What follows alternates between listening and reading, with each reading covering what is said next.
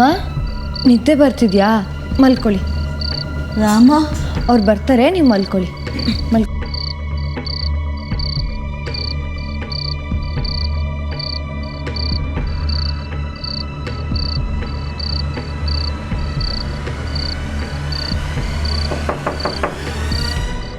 ರಾಮ್ ಅವರೇ ಬಂದರು ಅನ್ಸುತ್ತೆ.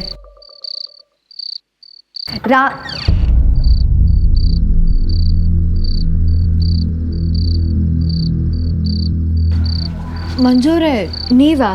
ಹ್ಞೂ ಅದಕ್ಕೆ ನಿಮ್ಮ ಅಪ್ಪಯ್ಯ ನಾನು ಇಲ್ಲಿವ್ನಿ ಅಂದ್ಕೊಂಡು ಫೋನ್ ಮಾಡಿದ್ರು. ಇಷ್ಟೊತ್ತಿನಾಗ ಮನೆ ಕಂಡಿರ್ತಾರೋ ಏನೋ.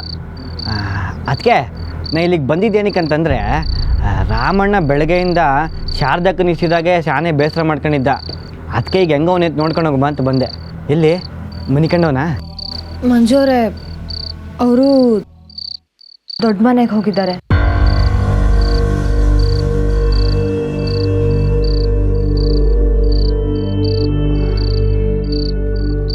ಶಾರದಕ್ಕನ್ನು ನೋಡಬೇಕು ಅಂತ ಬೆಳಗ್ಗಿಂದ ತುಂಬ ಹಠ ಮಾಡ್ತಾಯಿದ್ರು.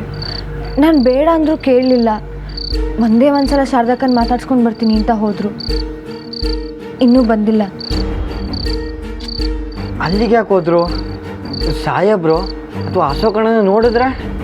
ಅಶೋಕ್ ಅವರಾ? ಹ್ಞೂ ಅದಕ್ಕೆ ಇವತ್ತಾನೆ ಟೂರೆಲ್ಲ ಮುಗಿಸ್ಕೊಂಡು ವಾಪಸ್ ಬಂದವ್ರೆ. ಹೋಗಿ ತುಂಬ ಹೊತ್ತಾಯಿತು. ಶಾರದಕ್ಕನ್ನು ಮಾತ್ರ ಮಾತಾಡ್ಸ್ಕೊಂಡು ಬರೋ ಹಾಗಿದ್ರೆ ಇಷ್ಟೊತ್ತಿಗೆ ಆಲ್ರೆಡಿ ಅವ್ರ ಮನೇಲಿ ಇರಬೇಕಿತ್ತು.